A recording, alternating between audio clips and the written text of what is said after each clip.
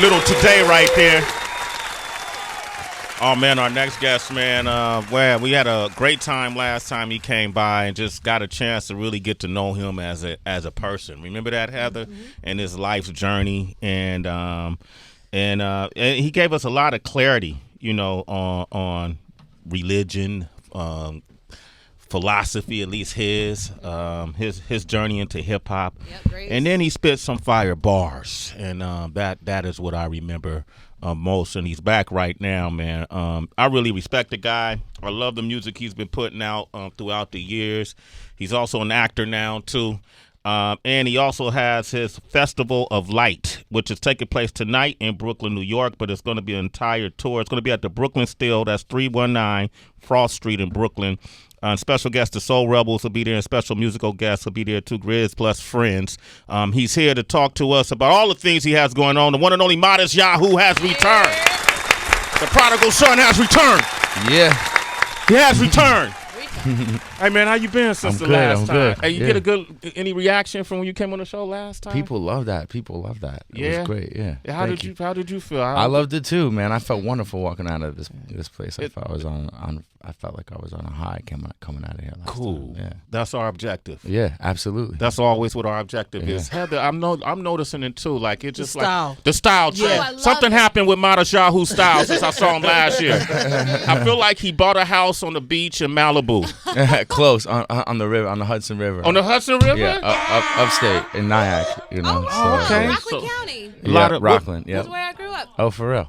And Pomona, love Nyack. What's up there, Tracy? What y'all might have something in common. What's up there? Palisades Mall. Yes. That's about it. Y'all name one thing.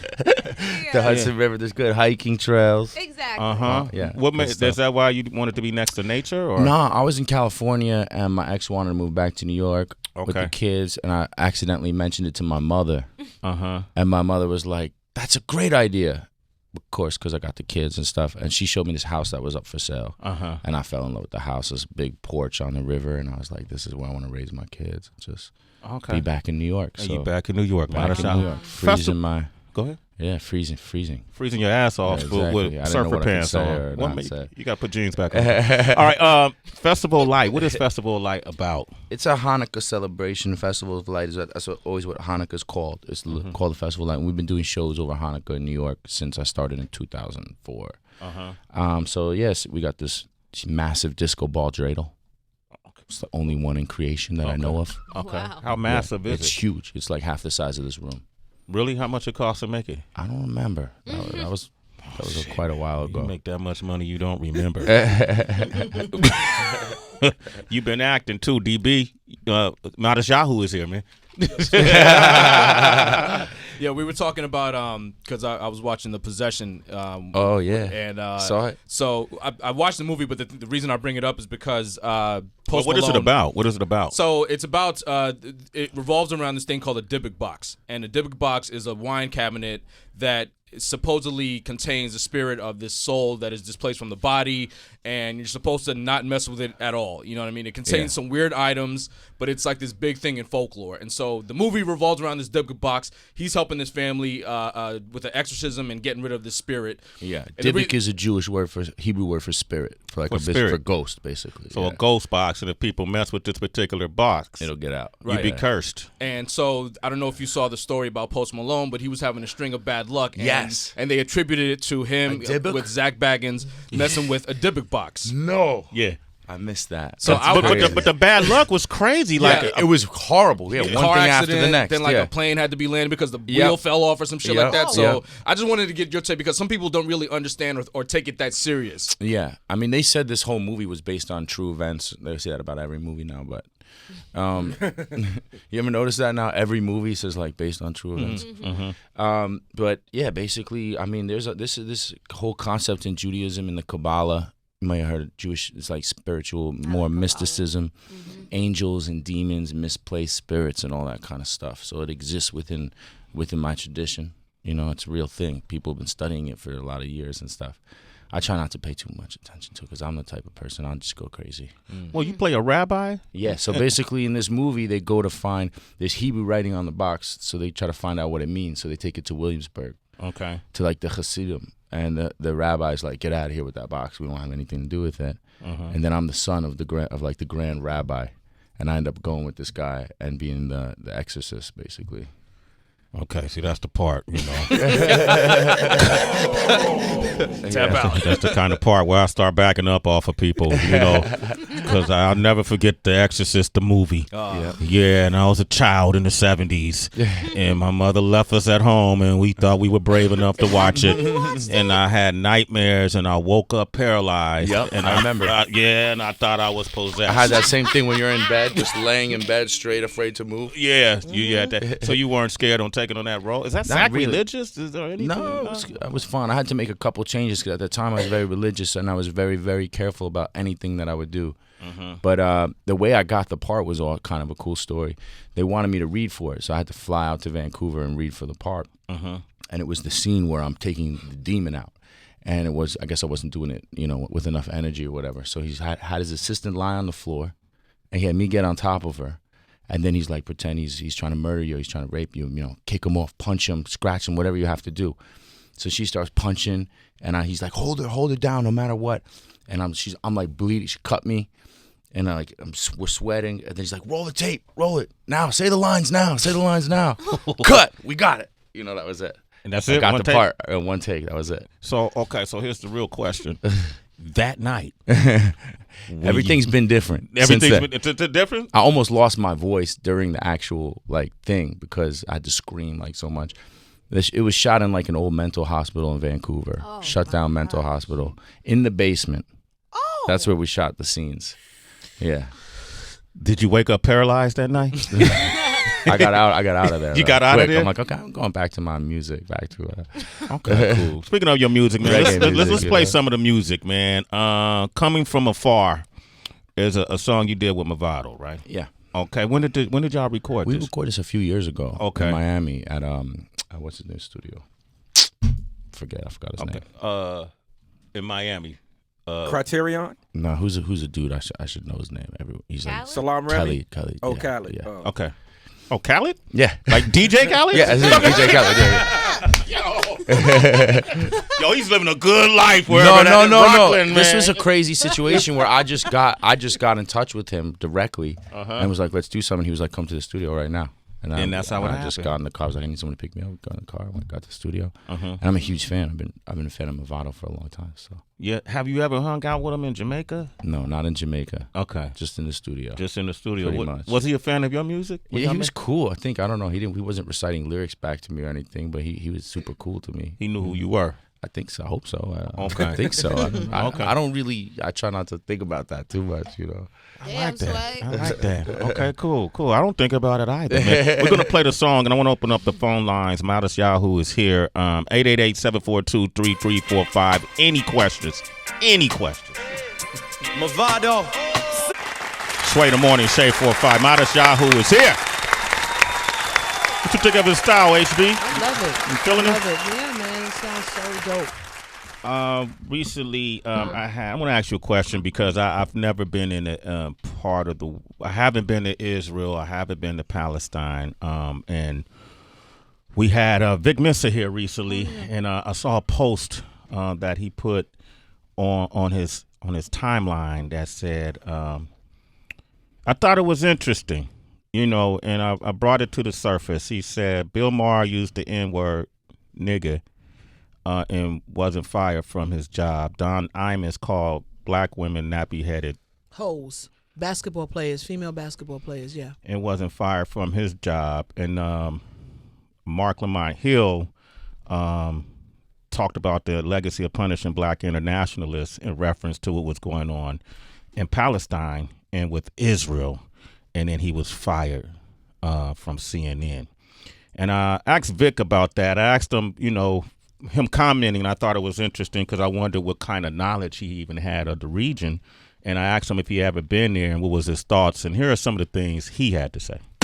When you speak about something like Palestine and you're opposing like a powerful machine like Israel, then, you know, they might very well take you right off the air, even if others have said far more egregious things, you know, because the terminology that he used it doesn't even have to mean what they said it means. You know what I'm saying? From the land to the sea is something that's been spoken by many people on different sides of that issue to describe that area. It's kind of just like some, poetic, that's how they speak about it. Which I thought was interesting. I don't know when the last time you've been over there, but I'm wondering with you, what are your thoughts, if you can? I know you're not familiar with that particular story, but have you received any backlash? So my question is, was he fired specifically for saying "from the land to the sea"? Is that the phrase in question? Or I don't know why. Does anyone know? It wasn't specified specifically. Right, because I don't know enough about it, but I do know there is a phrase, and I don't know if that's the same phrase. Okay, but it sounds very similar, meaning "from the land to the sea, get rid of all the Jews, like exterminate the Jews." Okay. That's the phrase. In which case, whatever it means, if that's what it was written to mean, that's pretty harsh. That's pretty harsh. Okay.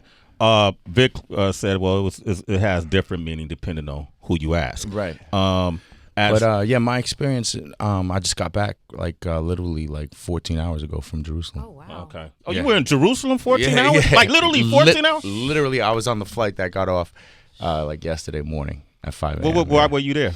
I had a show. I had a big show there. They did a big parade in Jerusalem, and then I did the music at the end in this place called Sultan's Pool, which is a big natural amphitheater right outside the old city of Jerusalem. And then I played a show underneath the old city in a cave called Matisyahu's Cave, 500 people in a cave. It's pretty sick. Sick. Have you ever been Jewish though?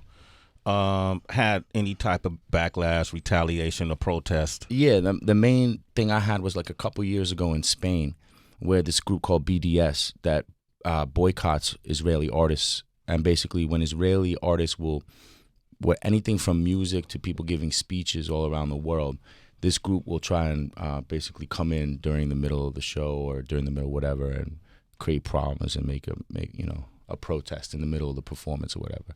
Crazy. That's crazy, right? Yeah. And they did that to you? They do that to Israelis all the time, and no one ever hears about it. Okay. Right? No one ever says anything. They did it to me because basically I had a big show in Spain, a festival. And 3 days before they made a lot of commotion. They were like, we want you to kick Matisyahu off the show because he's a supporter of Israel. And basically they were like, make him sign this thing that says that he's against what Israel's done against the Palestinians and so forth.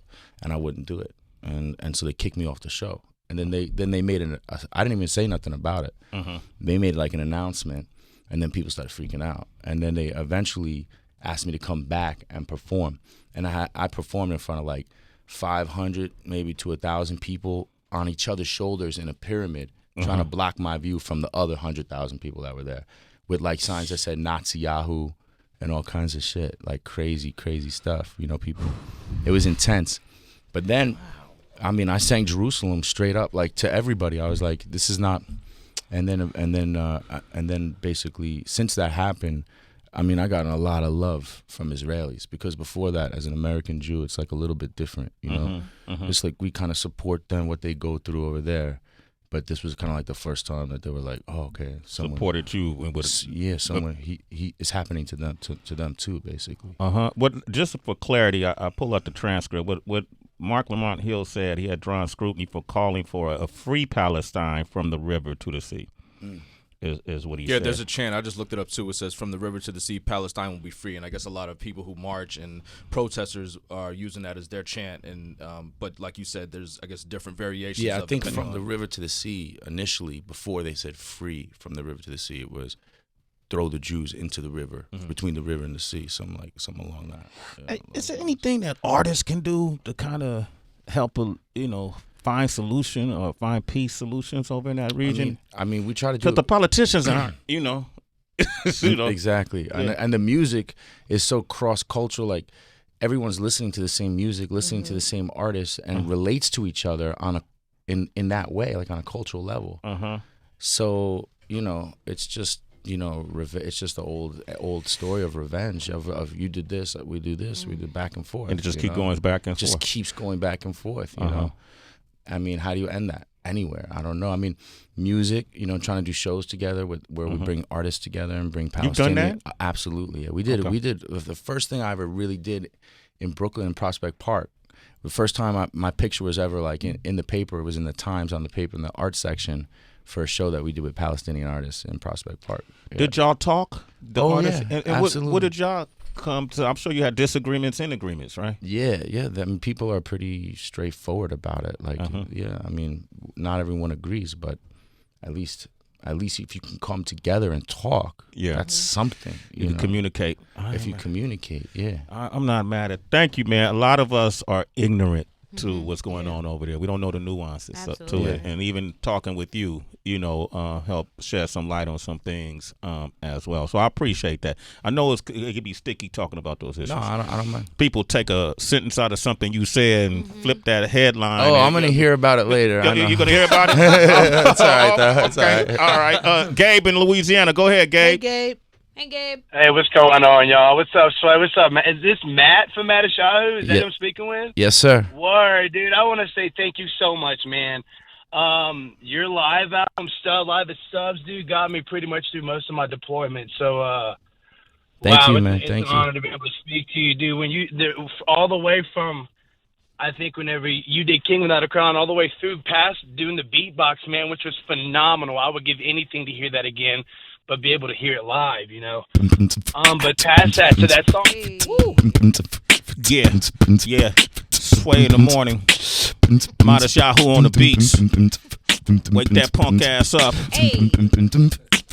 Got a little half dyke in here. Tracy, you don't want to put that flow on that? No? Bars. Yo, wake up. This Matisyahu. Yo, check it. Hey. Rich Nice. DB. I heard the Snapchat. He caught it. DB caught it. Come on. Yeah. Oh. All right. Matisyahu on the beatbox. Wake your ass up, we in here spitting heat rocks. Now wake up with Sway, Heather B and Tracy G. Wonder on the beat, now it's DB. I don't even rap, but sometimes I might. Shit, Scott, Rich, Nice on my left. On my right is Tracy G videoing me. That's why I do it on the MIC. Put me on the spot. Let's keep it hot. Had to catch that beat. Good Wake up! sport, DB. Hey, Gabe, you satisfied, Gabe? Hey, I'm satisfied, bro. Matt, when was the last time you did that, man? All right. 2 days good, ago. In Jerusalem. All right, cool, man. Man, I want to thank you for coming by, bro. Thank you. Thanks for having me. People want to reach you. How can they reach you directly? Matisyahu, Matisyahu. And then also, man, make sure you look for the concert coming to you. Festival of Light is here in Brooklyn tonight. Upcoming dates in January, you'll be at the Aventura. Yeah. Arts and Cultural Center in Aventura, Florida. And then you're going to be there on the 23rd of January, 24th. Boca Black Box in Florida. Man, they love you in Florida, huh? Yeah, Boca. Okay, on the 25th of January. January, he'll be in Florida. February, you'll be in Long Beach, California. And then as well as Bogota, Colombia? Bogota? Yep. Oh, sorry. Hey, man. I thought I would have said Bogota too. From the Boca Black Box in Boca to Bogota. You know what I mean? Doing it big, son. We go from bar mitzvahs to Colombia. There it is. Range. Hey, man, continue success, bro. Thank you. All right?